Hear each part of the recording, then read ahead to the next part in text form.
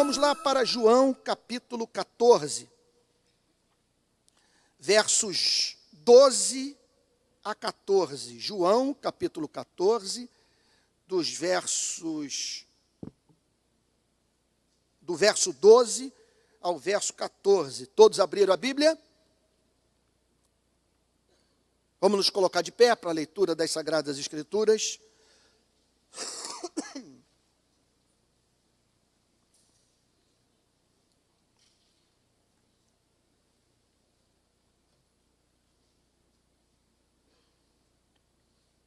Hoje eu vou falar sobre oração. Em verdade lhes digo que aquele que crê em mim fará também as obras que eu faço, e outras maiores fará, porque vou para junto do Pai. E tudo que vocês pedirem em meu nome, isso farei, a fim de que o Pai seja glorificado no Filho. Se me pedirem alguma coisa em meu nome, eu farei. É o maior cheque em branco de toda a história da humanidade. Vamos orar? Pai Santo, nós pedimos que o Senhor envie agora a sua luz e a sua verdade, a fim de que compreendamos esta passagem e sejamos, no poder do Espírito Santo, transformados por ela, em nome de Jesus. Amém. A igreja pode ficar sentada.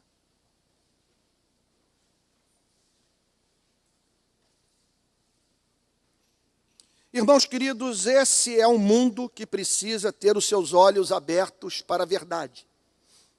Para muitas verdades. Eu estou comentando numa série de podcasts chamada Teologia do Despossuído, um alerta feito por um economista americano chamado Jeffrey Sachs. Que alerta é esse? 1 bilhão de membros da nossa espécie vivem na miséria, na extrema pobreza. Então ele propõe que as nações desenvolvidas trabalhem duro, mediante ampla mobilização com suporte da ONU, no sentido de cuidar, olha que chamado, dos mais pobres dos pobres. Há aqueles que nós poderíamos chamar de os mais pobres dos pobres. E Deus tem me dado graça para conhecer estes. Essa foi a minha experiência em Moçambique, e essa foi a experiência vivenciada por mim terça-feira passada, na Cidade de Deus, nessa comunidade chamada Brejo ou Karatê. Mas há uma espécie de verdade para a qual o mundo precisa atentar, que somente a igreja está em condição de proclamar. Isto em razão do fato que, o motivo é óbvio, que somente os que creem nessa mensagem, que têm um compromisso com essa mensagem, que se deixaram transformar por essa mensagem, estão habilitados a proclamá-la. O que o mundo precisa ouvir? O mundo precisa ouvir pelo menos 4 coisas. Primeiro, que esse planeta tem um Criador. E que esse Criador nos fez a sua imagem e semelhança. Em segundo lugar, esse planeta precisa saber que a nossa espécie se afastou desse Criador, que nós nos tornamos maus, mesquinhos, esquizofrênicos, duais, travando no nosso espírito uma batalha sem trégua. O mal que eu quero fazer, que eu não quero fazer, este eu faço. E o bem que eu anelo praticar, esse eu não pratico. Contudo, o cristianismo declara que Deus enviou o seu único filho para chupar esse veneno do nosso coração, para nos humanizar, para fazer com que vivamos a vida que ele mesmo viveu e que nos é apresentada nos 4 evangelhos como referência da verdadeira humanidade. O mundo também precisa ouvir, por fim, que tudo caminha para um telos, para um propósito final, que haverá uma redenção e que todos terão que comparecer diante do justo juiz do universo a fim de prestarem contas das suas ações. Na verdade, o que eu fiz aqui foi lhes falar sobre a filosofia cristã de história. O cristianismo divide a história em 4 partes: criação, queda, redenção e consumação. E nós devemos anunciar essas verdades para os habitantes desse planeta, para aqueles que compõem a nossa geração. Agora fica uma pergunta: quando o mundo ouve a igreja? Aqui estamos nós com a incumbência de dizer que o mundo tem um Criador, que a humanidade se afastou do Criador, que o Criador enviou seu único Filho para a redenção dos seres humanos, e que o Criador, um dia, vai estabelecer em definitivo o seu reino, e que todo joelho se dobrará, toda língua confessará que Jesus Cristo é absolutamente o Senhor absoluto do universo. Agora fica essa pergunta. Meu Deus, não conheço período na história da igreja desse país mais difícil da igreja pregar essas verdades. Estamos em descrédito. Eu nunca vi tanta oposição. Nunca nós fomos tão enxovalhados. Eu nunca vi tanta gente com ira, com raiva de nós. Eu estou falando de milhões de seres humanos que não conseguem mais digerir a palavra evangélico e que associam a figura do pastor ao que de mais canalha existe.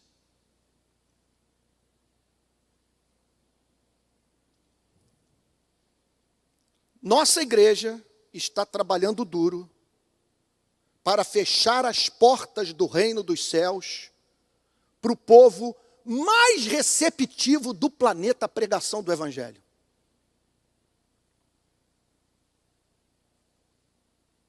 Para que essa mensagem seja ouvida, diz esse texto, nós precisamos de obras que autentiquem a nossa pregação. Esse ponto é central. O texto diz que foi assim na vida do próprio Cristo. Olhem os versos 10 e 11 do capítulo 14. Você não crê que eu estou no Pai e que o Pai está em mim?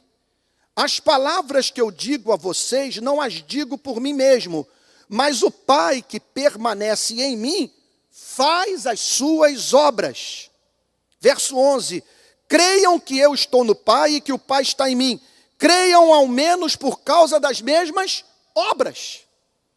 O que o Senhor Jesus está dizendo é que o Pai operava através da sua vida obras que tinham como o objetivo botar o selo do Pai na pregação do Filho, de maneira que essas obras servissem como megafone, que acordasse os seres humanos do sono em que se encontram. O que o texto declara é que Cristo precisou dessas obras para ser ouvido. E apelava para elas, a ponto de dizer: creiam em mim em razão das manifestações extraordinárias do poder do Pai na minha vida. O que valeu para Jesus Cristo, vale para a igreja. Porque vejam comigo o que diz o verso 14, o verso 12 do capítulo 14. Em verdade lhes digo, que aquele que crê em mim, fará também as obras que eu faço, e outras maiores fará, porque vou para junto do Pai. Por que o Senhor Jesus faz essa afirmação? Se ele precisou dessas obras para ser visto como Filho de Deus, preste atenção, que esperança nós temos de sermos ouvidos pela sociedade não cristã se essas obras não estiverem presentes na nossa vida. Essa gente não vai nos ouvir nunca. E talvez esse seja o motivo de muitos de nós não terem gerado nenhum filho espiritual esse ano. De ao longo dos seus últimos 5 anos, você não ter levado ao menos uma pessoa a Cristo. Porque são essas obras que levam pessoas a nos levarem a sério. Elas autenticam o nosso ministério. É um trovão. É um raio em céu azul que faz com que os homens parem para nos ouvir.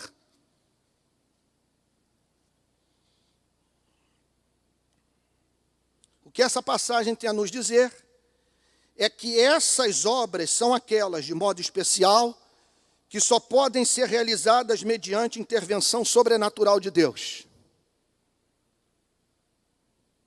E a condição para que essas obras milagrosas de Deus sejam feitas é a oração. Portanto, nós temos uma mensagem a proclamar ao mundo em agonia. Para que essa mensagem seja levada a sério, o texto diz que é de fundamental importância que nós sejamos levados a sério. Para que sejamos levados a sério, nós precisamos de obras que mostrem que nós não estamos de brincadeira, que Deus está conosco, que nós cremos no que pregamos. E para que essas obras se realizem, nós precisamos de oração.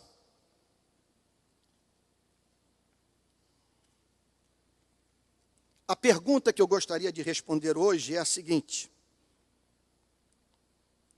qual é a natureza da oração que transforma o mundo, que faz com que a igreja ganhe eficácia,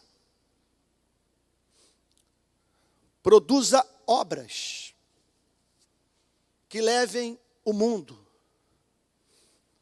a parar para ouvir a igreja? Pergunto a vocês, por que nós não temos cristãos escrevendo para o Globo, para a Folha de São Paulo, para o Estadão?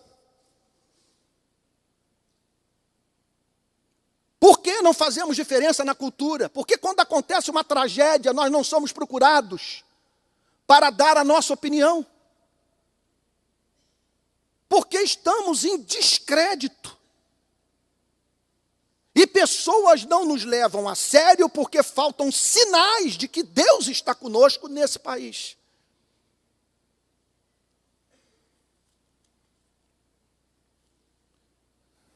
Tudo isso se dá mediante a súplica. Quando uma igreja desejosa de ser ouvida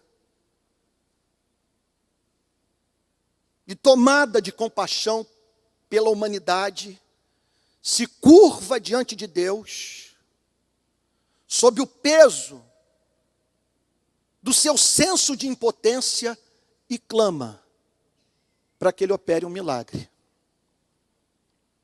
Qual é a natureza dessa oração que muda a história? Em primeiro lugar, diz o verso 12 que ela resulta da fé. Verso 12. Em verdade lhes digo que aquele que crê em mim fará também as obras que eu faço e outras maiores fará, porque vou para junto do Pai.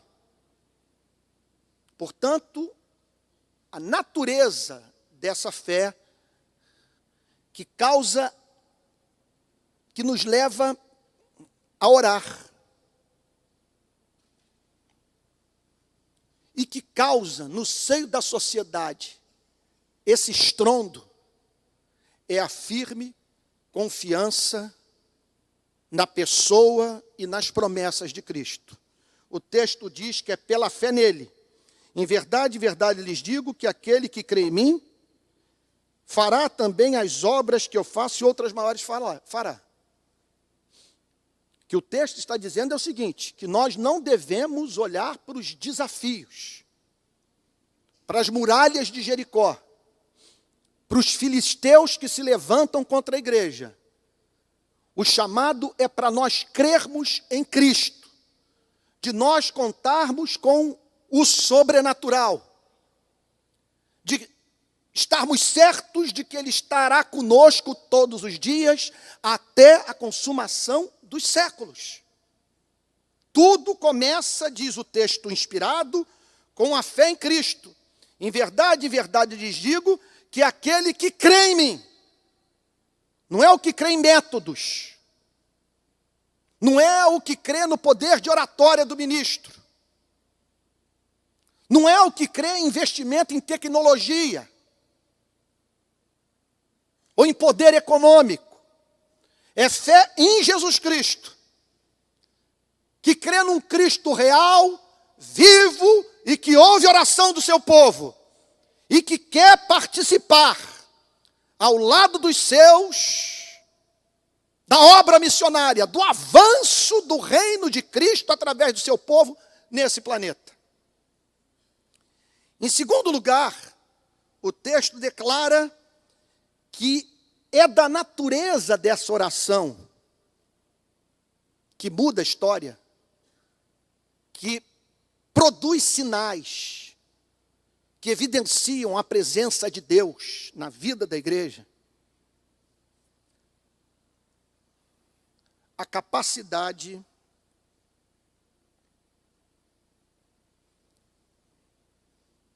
de não limitar jamais os seus propósitos.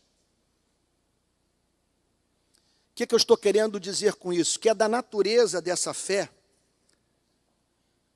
que deságua em oração,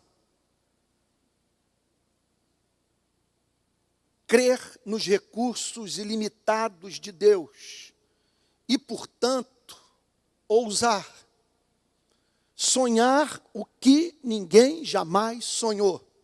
Pois olha o que o texto declara: em verdade lhes digo, que aquele que crê em mim fará também as obras que eu faço. Então ele está chamando a igreja para tomar o próprio Cristo como referência. Fará as obras que eu faço, e não apenas isso. O texto declara, e outras maiores fará, porque eu vou para junto do Pai. Com isso, o Senhor Jesus está chamando o seu povo para sonhar. Está dizendo que a igreja pode perfeitamente olhar para uma realidade na qual o caos se instaurou e crer no inusitado, na ressurreição do morto, na cura do leproso, na mudança histórica do destino de uma sociedade. Fará obras maiores do que as que eu fiz. Não temos registro, por exemplo, do Senhor Jesus ter pregado e ter levado numa mensagem 3.000 pessoas a Cristo, como o apóstolo Pedro fez. Olhem para o avanço da igreja. Estamos nos 5 continentes, com igrejas plantadas no coração da África, porque essa promessa se cumpriu na vida dos missionários cristãos, que acreditaram que podiam cruzar um oceano, se fazer entender para uma outra cultura, levar pessoas a crerem no Messias, e plantarem igrejas, e formarem o caráter de Cristo dos discípulos, de maneira que o destino dessas mesmas nações fosse mudado para sempre. Essa é a história do cristianismo. Não podemos nos esquecer jamais que quando a fé cristã penetra através do Império Romano no restante do continente europeu, vai se deparar com países vivendo no atraso, na idolatria, na prática do considerado hoje, pelas culturas cristãs, do hediondo.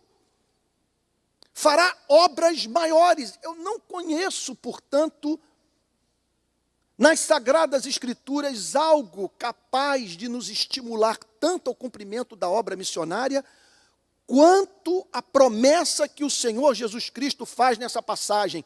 Fará as obras que eu fiz e outras maiores fará. Olhem para a história da igreja.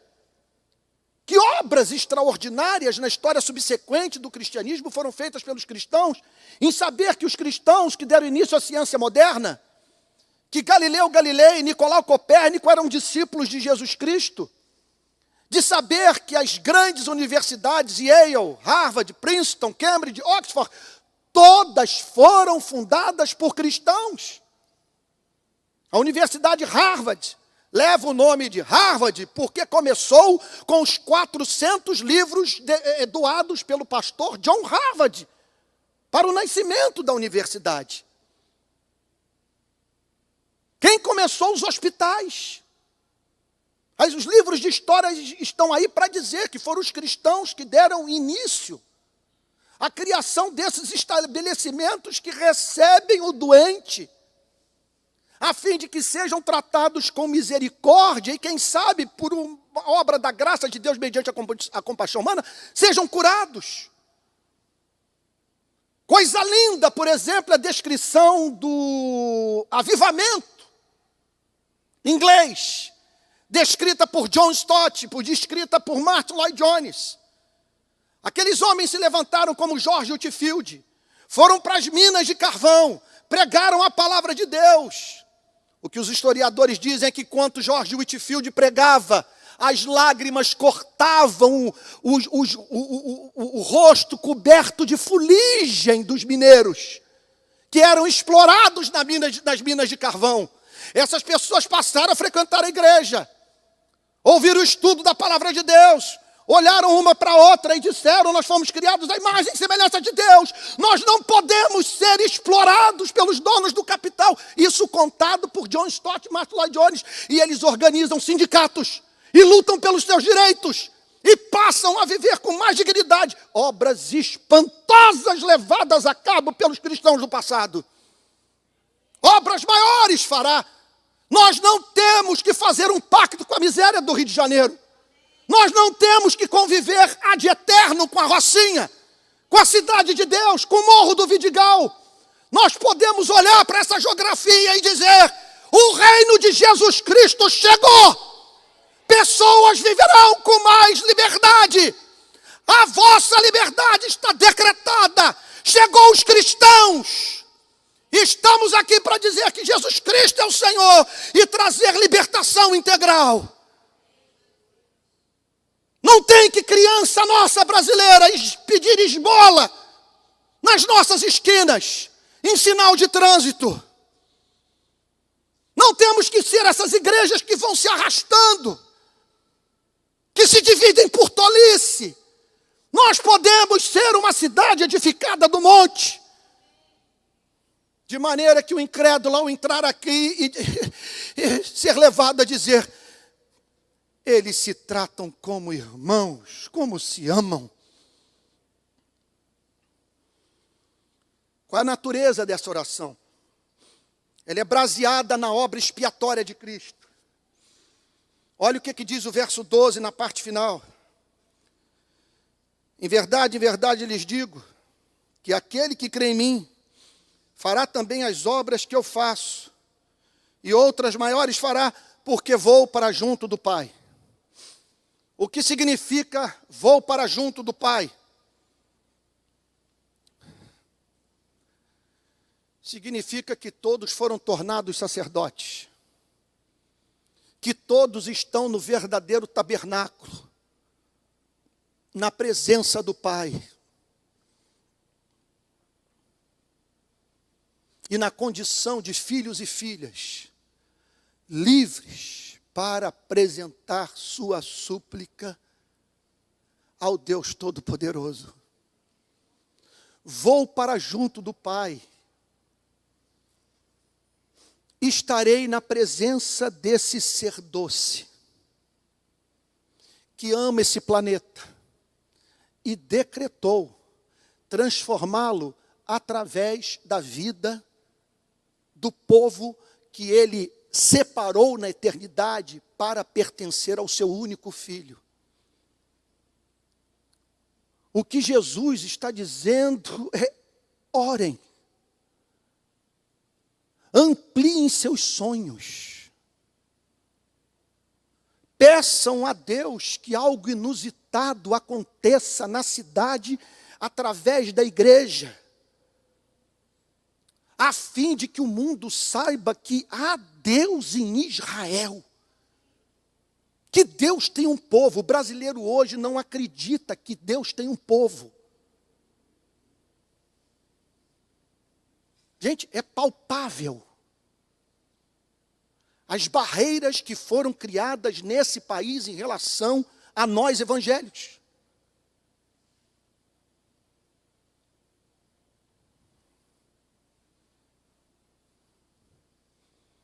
Eu não vejo como o Brasil nos voltar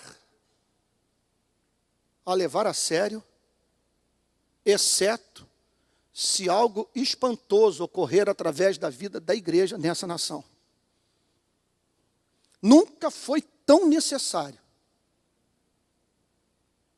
que, pelo poder do Espírito Santo, a igreja realizasse nesse país obras tais, a fim de que o povo brasileiro saiba que, em meio a esse bacanal que está ocorrendo entre os evangélicos, há um povo que teme a Deus e que tem como causa suprema da sua vida o evangelho e que não torna essa causa subserviente a nenhum projeto. É o evangelho, é um povo que tem zelo pelo sangue de Jesus Cristo. É um povo coerente.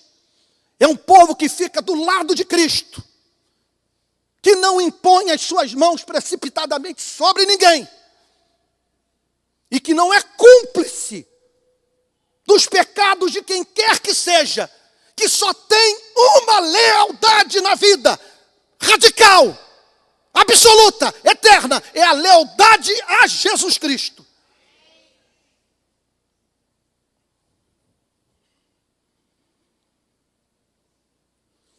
Essa oração apropria-se também da autoridade do nome de Cristo. Olha o que diz o versículo 14, bem como o versículo 13 do capítulo 14. E tudo que vocês pedirem em meu nome, isso farei, a fim de que o Pai seja glorificado no Filho. Se me pedirem alguma coisa em meu nome, eu farei. É no nome de Cristo. Não é no nosso mérito. Não é no nosso desempenho. Não é na nossa quantidade de oração. Nós não nos apresentamos a Ele fiados na nossa justiça. Nós o fazemos em nome de Jesus Cristo, nos apropriando dos benefícios auferidos dessa obra sacrificial. Nós nos dirigimos ao Pai no nome de Jesus Cristo, e não há oração feita por Jesus Cristo ao Pai que o Pai não ouça. O Pai sempre atende às súplicas do seu único Filho. E o que o texto diz é que nós devemos nos dirigir a Deus em nome de Jesus Cristo. Na certeza, portanto, de que quando a igreja abre sua boca, meu Deus, o Pai a ouve como se estivesse ouvindo o seu próprio Filho. É em nome de Jesus Cristo, E se é em nome de Jesus Cristo, é de acordo com a ética de Cristo, com os valores de Cristo. Porque no reino de Cristo os fins não justificam os meios. Em nome de Cristo. E por fim, essa oração tem como objetivo supremo a glória de Deus. Diz o verso 13: e tudo que vocês pedirem em meu nome, isso farei, a fim do quê?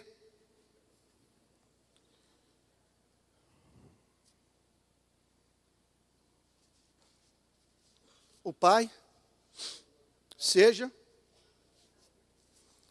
glorificado no Filho. Eu tenho que manter a compostura. Falar com calma, falar mais baixo.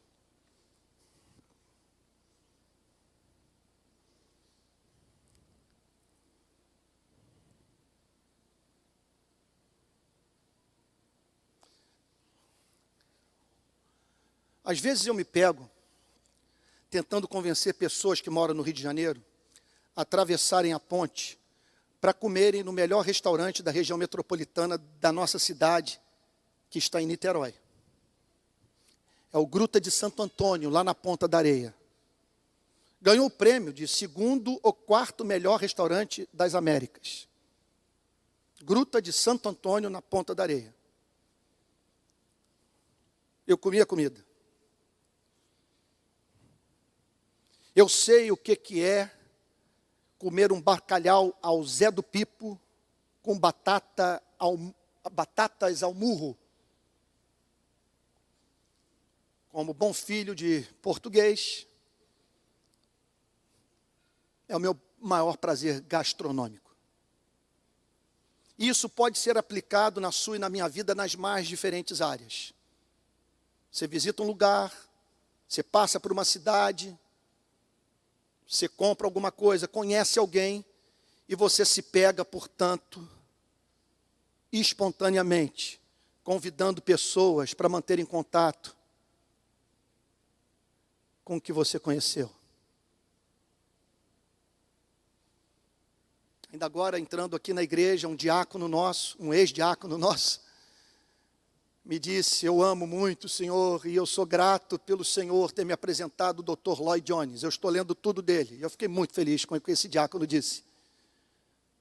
Porque eu me dediquei muito nos últimos 30 anos a popularizar as obras de Martin Lloyd Jones no Brasil. Gente, vou falar com calma. Se imagine o que se passa no coração do crente que conheceu esse Deus, que o contemplou na beleza da sua santidade, que foi levado pelo Espírito Santo a tê-lo como doce, como amoroso, justo, leal, que entregou o seu único filho para a redenção da humanidade. Meu Deus. Dá para conceber essa pessoa com um propósito maior da vida, que seja o de glorificar a esse Deus, de torná-lo conhecido.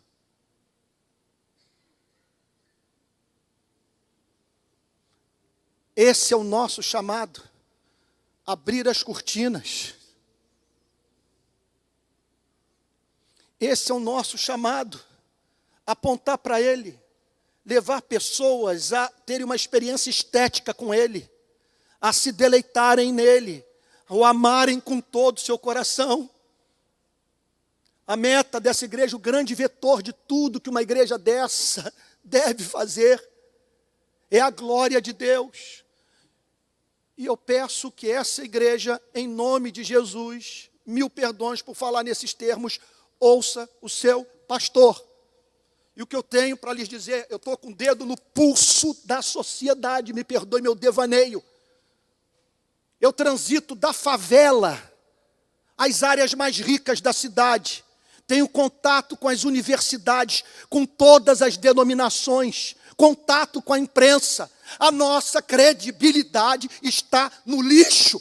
No lixo. Tem que acontecer algo espantoso nesse país que faça o Brasil parar para nos ouvir, porque hoje o brasileiro está surdo à nossa voz. E o que essa passagem diz, portanto, que nós não podemos ter causa maior na vida do que a causa de glorificar a Deus, de torná-lo conhecido. E se vamos tomar decisão na nossa existência, na nossa vida, no nosso cotidiano, que tornam as pessoas surdas à nossa voz, Deus vai nos julgar. Não temos esse direito. Somos portadores dessa mensagem. Mensagem santa, sublime, gloriosa. A única que dá sentido à vida dos homens. E o que essa passagem está dizendo? É que para essa igreja ser ouvida, obras têm que acontecer. A salvação é pela graça, mas a obra missionária é pelas obras. E isso só se dá mediante oração. E oração que tem como objetivo não mostrar que o nosso ponto de vista está certo. Oração que tem como objetivo levar pessoas a se ensandecerem de amor por Deus. Vamos pegar aqui a linha de raciocínio.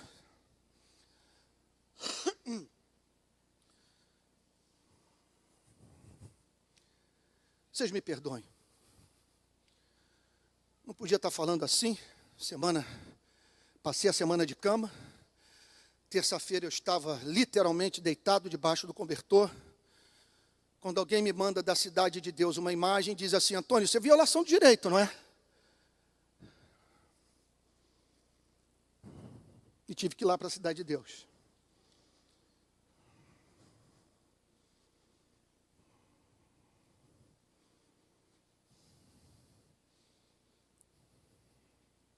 Eu vivo para isso.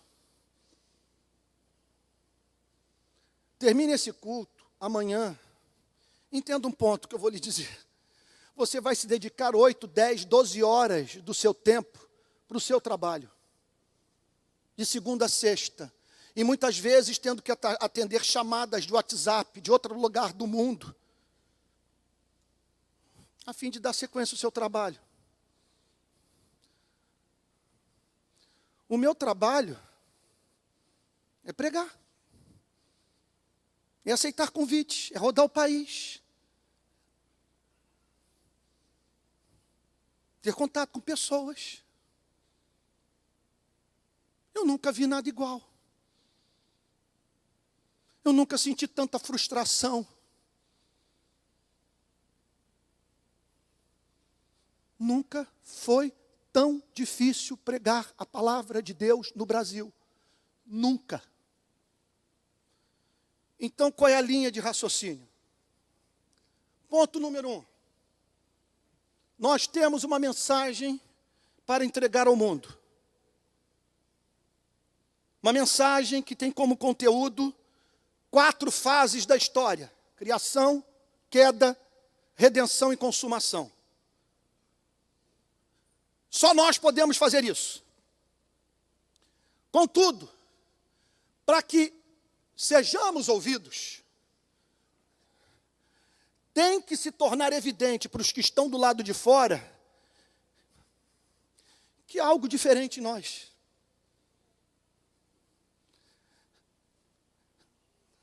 Nossa vida tem que vir acompanhada de obras. Jesus diz: se não fossem as minhas obras, as obras que o Pai operou através de mim, pessoas não seriam levadas a crer em mim. Por isso o apelo: creiam por causa das minhas obras. Olhem para essa multidão de famintos. Ninguém mais com fome. Olha para essa mulher que eu salvei da impiedade dos pastores. Olha para esse leproso em cujo corpo eu toquei. Olhe para esse morto que ressuscitou.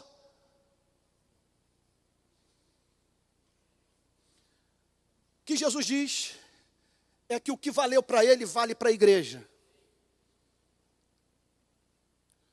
São as obras que fazem o mundo parar para nos ouvir.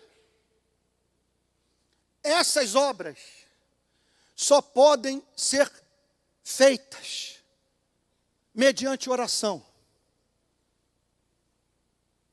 É isso que o Jesus está tentando incutir na mente dos seus discípulos.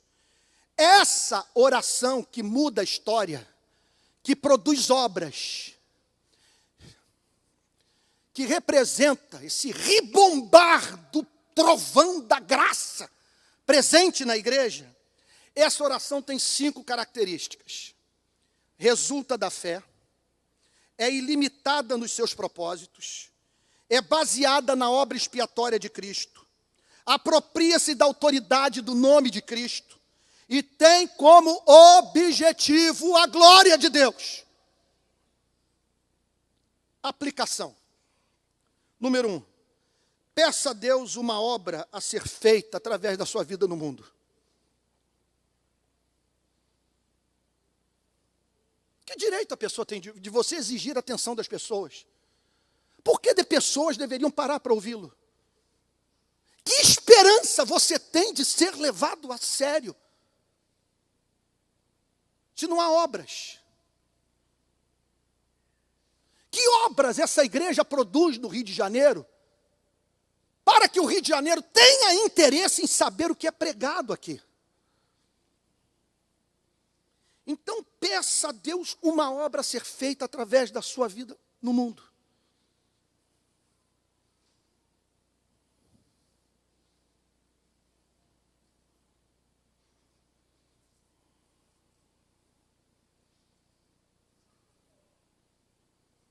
Segundo lugar, creia que Ele pode levá-la a cabo. Que algo espantoso pode ocorrer na sua vida, que será capaz de humilhar o exército filisteu. Vocês estão lembrados de Golias? Que se levantava para dizer para as tropas de Israel: vocês são os frouxos, vocês são os fracos.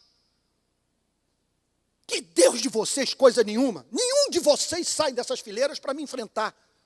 Vocês estão com as calças sujas de me ver. Cadê a fé no Deus de vocês? Vocês dizem que o Deus de vocês não é um mero Deus tribal. Vocês dizem que o tal do Jeová de vocês é o Todo-Poderoso. E ninguém sai daí para vir aqui para me enfrentar. Aí apareceu um garoto que cutucou alguém lá do exército e disse o seguinte: parceiro, quem é esse incircunciso filisteu para afrontar o exército do Deus vivo? Você é maluco, garoto? Nós aqui nesse veneno, sendo humilhados pelos filisteus, e você vem aqui nos desencorajar e jogar no nosso rosto esta culpa. Por que você não vai lá enfrentá-lo? E é isso que eu vou fazer. É isso que eu vou fazer. Não me ponha essa armadura, Saul. Eu não sei lidar com isso. Eu sou pastor de ovelha. Só preciso de uma pedra. Só preciso de uma funda. Só preciso de um estilingue. Tu vens contra mim, Golias? Que àquela altura o menosprezavam, que aquele garoto bonito, ruivo, delicado, porque ele não sabia que aquele garoto havia acabado de matar um leão. Ao que Davi vira-se para ele e diz: tu vens contra mim com espada, com lança e com escudo, mas eu vou contra ti em nome do Senhor dos Exércitos. E uma obra espantosa aconteceu, e eu quero lhes dizer, para que recobremos a credibilidade pública, algo espantoso tem que acontecer nas nossas vidas e através delas para a glória de Deus. a fim de que possamos anunciar para o mundo criação, queda, redenção e consumação. Não espere ser ouvido, porque nós não estamos entre os mais cultos, nós não estamos entre os mais ricos, não somos os mais belos, os mais poderosos. E contudo, o método de Deus sempre foi esse. Chega para um pastor batista, numa igreja minúscula no sul dos Estados Unidos, e diz o seguinte: chegou a hora de você sair da gaiola de ouro. Mas como? Eu sou pastor, Deus me chamou para alimentar o seu rebanho. Não, eu te quero nas ruas. Porque esse país está em iniquidade desde a sua fundação. Eles redigiram uma constituição que não contemplou o negro, que não tem direito a voto. E hoje o seu povo é oprimido. E quando uma família de vocês, sonolenta, cansada, cruzando uma estrada americana às 2 horas da manhã, se depara com um motel, estaciona, desce do carro em busca de alojamento, se depara com uma placa: só hospedamos pessoas de pele branca. Meu servo sai do púlpito, vai para as ruas. E é o que ele faz. É emocionante dizer isso. Uma obra espantosa ocorre. E hoje, eu tenho o direito. Aliás, eu posso pregar por causa dele. Eu tenho o direito de dizer o seguinte: olha, você pode falar o que for de nós pastores, mas um de nós ganhou prêmio Nobel na década de 60. Nós não precisamos ser essa corja que está aí, com fome e sede de poder. Há entre nós pessoas que amam a Deus e que têm interesse real pela humanidade. E posso lhe apresentar o exemplo do grande Martin Luther King. Terceira aplicação prática: jamais estabeleça limites para o que Deus pode fazer através da sua vida. Obras maiores do que as minhas fará. Qual é o sonho dessa igreja? Onde nós queremos chegar? O que desejamos fazer pelo Rio de Janeiro? Por que, nesse sentido, tamanho não faz diferença? Porque as mega churches desse país não estão fazendo mudança nenhuma no cenário nacional. Não se iluda, julgando que quando tivermos 4.000 pessoas aqui, 5.000 pessoas, ou tivermos que sair para este lugar e arrumar um latifúndio para essa igreja, nós vamos sacudir a cidade do Rio de Janeiro. Nós não temos condição de competir com os testemunhos de Jeová, com os mormons. Estou falando do ponto de vista de igrejas locais. Olha para o poder da igreja católica, olha para o avanço do islamismo no mundo. O que a Bíblia ensina é que é uma pitada de fermento leveda toda a massa. Pode ser uma igreja de porte médio pequena, mas se for uma igreja de valentes, obcecados em revelar a glória de Deus, essa igreja será ouvida e fará diferença. Tal como aconteceu com a pequenina igreja batista lá de Montgomery, frequentada ou pastoreada por Martin Luther King. Então, irmãos, amanhã na reunião de oração, quem tem vindo aqui orar, vamos pedir a Deus um sonho. Qual é a diferença que essa igreja pode fazer na cidade do Rio de Janeiro? Até que ponto essa igreja tem resistido ao seu chamado, à sua vocação, e por isso os céus estão fechados sobre ela? Qual é a vocação? Qual é a obra única, singular? Qual é o ministério? Qual é a missão que Deus dedicou a essa igreja? Qual é o nosso sonho? Por que dizimamos? Por que damos ofertas? Por que frequentamos a igreja presbiteriana da Barra? O que nos move a estar aqui? Qual é a obra que podemos realizar no Rio de Janeiro, capaz de fazer a cidade nos ouvir, de modo que o nosso Deus seja revelado? Aproprie-se dos benefícios da redenção. Não espere ser perfeito para acreditar que finalmente, depois do alcance desse estado de santidade invejável, Deus finalmente irá o ouvir. Aproxime-se dele confiando na sua misericórdia. Ore em nome de Jesus. Pegue esse cheque em branco e o preencha. Diga para ele qual obra você quer realizar como indivíduo e que obra você pode realizar na companhia dos seus irmãos, porque, em geral, essas obras são fruto da ação coletiva da igreja. E, em último lugar, faça da glorificação da Trindade o supremo propósito da sua vida. É para a glória de Deus. Deixa eu fazer uma pergunta a você. Há algo na sua vida, no seu comportamento, no que você diz que está fazendo com que os seus amigos não levem você a sério, que fechem os ouvidos para a sua pregação? Para quem você está trabalhando, a quem você quer dar glória?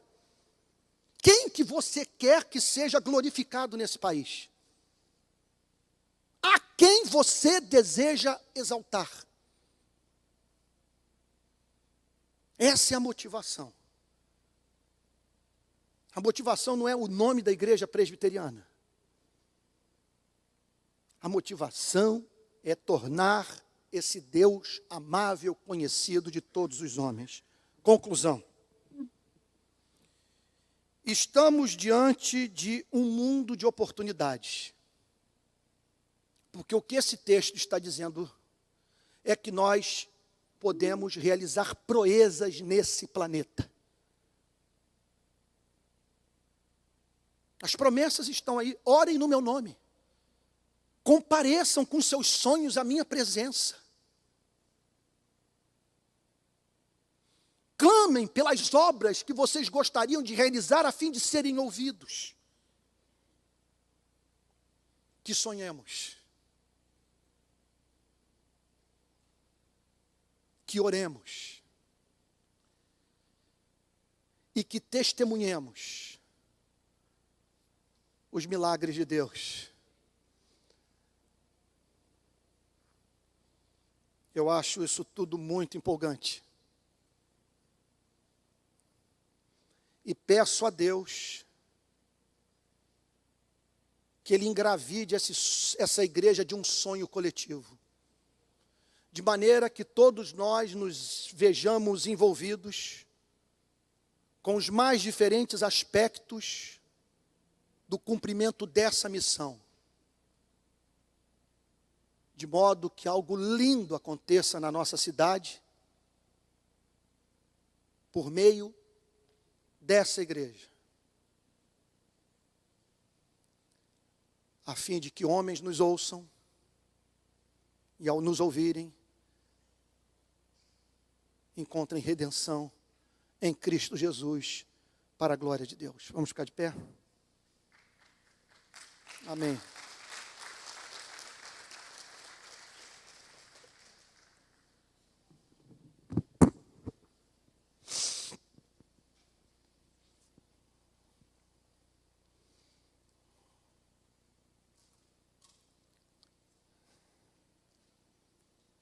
Senhor, nosso Deus e Pai, obras autenticaram o ministério de Jesus. Sua pregação teve o selo do milagre, que fez com que homens e mulheres se convencessem que a mensagem de Cristo era a expressão exata da mensagem do Pai. Senhor, Tu sabes que hoje nesse país nós estamos em desvantagem. porque não nos encontramos dentro de um navio a fim de pregar o evangelho num território virgem, de pessoas que nunca tiveram contato com os cristãos e que por isso não odeiam os cristãos. Nós estamos num país que odeia os cristãos, que sente náusea quando ouve o nome evangélico. E falta-nos temor. Perdemos o zelo pela sua glória. E a preocupação de removermos das nossas vidas o que é obstáculo para que a sociedade nos ouça. Por isso nós queremos pedir a Ti perdão pelos nossos pecados. Não queremos ser pedra de tropeço para ninguém, Senhor. E em nome de Jesus, antes que morramos, antes que as gerações futuras vejam esse tempo como um tempo de apostasia, e nos considerem apóstatas, e a Igreja Presbiteriana da Barra, como uma igreja que deixou de ser voz profética no Brasil, por medo, por covardia, nós rogamos a Ti, que o milagre da Tua graça ocorra no Rio de Janeiro, por meio dessa igreja, alguma coisa que leve a nossa sociedade a nos levar a sério, a parar para nos ouvir. Um selo que o Senhor coloque sobre a nossa pregação.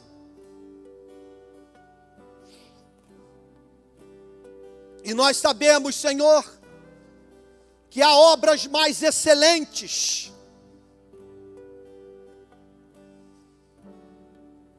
do que andar por sobre as águas. As obras do amor, as obras da misericórdia, as obras da compaixão, as obras da longanimidade, as obras da justiça, as obras do direito. Senhor querido, somos justificados pela graça mediante a fé somente. Contudo, a obra missionária é levada a cabo mediante a prática de boas obras, porque ninguém se afeiçoará pela nossa mensagem enquanto não se afeiçoar por nós. Senhor, que em meio a essa obra espantosa que Tu estás fazendo na nossa igreja, porque é visível que o Senhor balançou a figueira, que algo novo está sendo plantado, edificado neste lugar. Nós pedimos a Ti um sonho coletivo, compartilhado por todos, do conselho ao zelador, de maneira que juntos estejamos envolvidos na obra de resgatar a credibilidade da igreja e apresentar o evangelho puro para o Brasil, de maneira, Senhor, que as pessoas saibam discernir a diferença entre o evangelho e o anti-evangelho. E gera nessa igreja obsessão pela glorificação do nome do Pai, do Filho e do Espírito Santo. Porque tudo que nós queremos é ver homens e mulheres afeiçoados por Ti. Perdoa os nossos pecados, afasta de nós as nossas transgressões, remove da vida dessa igreja todo obstáculo ao avivamento. Fala conosco, levanta profetas,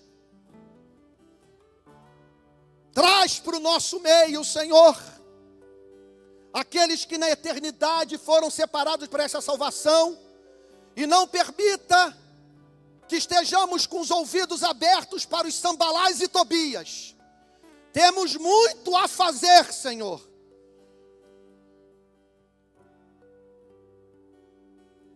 Eis-nos aqui, envia-nos a nós,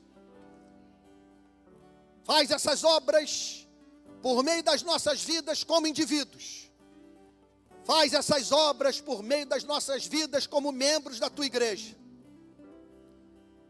mas que antes da nossa morte, Senhor, vejamos algo novo acontecer no Brasil, de maneira que o povo brasileiro saiba que Deus tem um povo no solo dessa nação. Em nome de Jesus, assim oramos, com perdão dos nossos pecados. Amém.